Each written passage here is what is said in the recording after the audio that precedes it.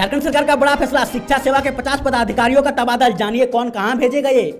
हेमंत सोरेन के प्रेस सलाहकार की गिरफ्तारी संभव, अभिषेक प्रसाद पिंटू से ईडी ने शुरू की पूछताछ।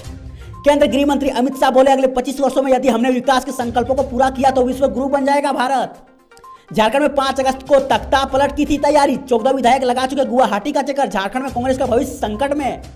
सुप्रीम कोर्ट का बड़ा झटका, झारखंड की नियोजन नीति अंशवैधानिक नहीं, घटेंगे नियुक्त हुए शिक्षक। तो नमस्कार, स्वागत है आप सबका झारखंड न्यूज में। इस वीडियो में हम लोग जानेंगे झारखंड की तमाम बड़ी खबरों के बारे में। इससे पहले मेरी आपसे एक छोटी सी अनुरोध है, कृपया करके वीडियो को एक प्यारा सा लाइक कर दीजिएगा, क्योंकि आपका एक लाइक करना ही हमारी मेहनत का फल होता है। तो चलिए शुरू करते हैं आज की बड़ी और पहली खबर से।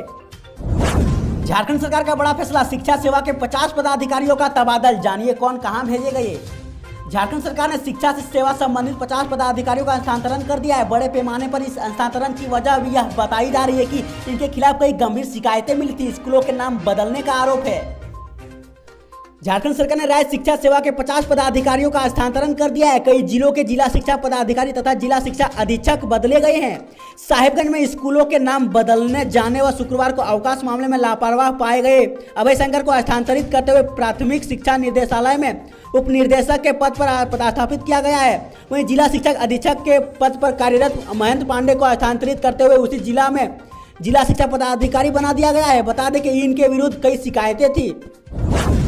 सुप्रीम कोर्ट का बड़ा झटका, झारखंड की नियोजन नीति अंशवैधानिक नहीं, हटेंगे नियुक्त हुए शिक्षक। सुप्रीम कोर्ट ने कहा कि बच्चों के भविष्य को देखते हुए झारखंड के अनुसूचित जिले में शिक्षकों सेवा बरकरार रहेगी। राज्य स्तर पर झारखंड सरकार एक कॉमन मेरिट लिस्ट तैयार करे।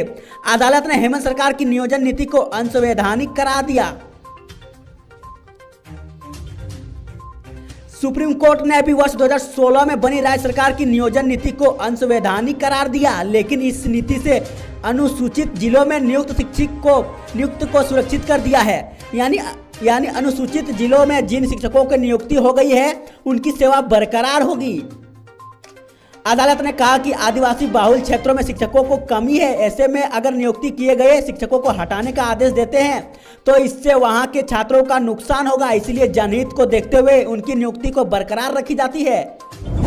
झारखंड में 5 अगस्त को तख्ता पलट की थी तैयारी, 14 विधायक लगा चुके गुवाहाटी का चक्कर, झारखंड में कांग्रेस का भविष्य संकट में। बताया जा रहा है कि कांग्रेस आलाकमान सोनिया गांधी तक जो रिपोर्ट पहुंची है उसके मुताबिक झारखंड कांग्रेस के कुल 14 विधायक गुवाहाटी का चक्कर लगा चुके हैं। यह विधायक पाला बदलकर हेमंत सोरेन सरकार गिराने की साजिश में शामिल थे। झारखंड में इस समय कांग्रेस सबसे बुरे दौर से गुजर रही है। कुल 18 विधायकों वाली कांग्रेस पार्टी के 14 विधायक ऐसे हैं जो पाला बदलने की तैयारी में थे। हेमंत सोरेन सरकार के लिए खतरे की भी घंटी बताई जा रही है। अगर कांग्रेस के 3 विधायक बंगाल के हावड़ा में गिरफ्तार नहीं होते तो 5 अगस्त को झारखंड में सत्ता परिवर्तन का पटकथा लिखी जा चुकी थी। यह विधायक असम के गुवाहाटी में सौदाबाजी कर रहे थे, वही से झारखंड में नई सरकार की पटकथा लिखी जा रही थी। विधायकों के पकड़े जाने के बाद अब ऑपरेशन झारखंड पर विराम लग गया है, लेकिन यह अस्थायी विराम नहीं है। हर दिन जिस तरह से नए खुलासे हो रहे हैं उससे यह तय माना जा रहा है कि कांग्रेस में बड़ी टूट हो सकती है। यह टूट हेमंत सोरेन सरकार का भविष्य तय करेगी। केंद्रीय गृह मंत्री अमित शाह बोले, अगले 25 वर्षों में यदि हमने विकास के संकल्पों को पूरा किया तो विश्व गुरु बन जाएगा भारत।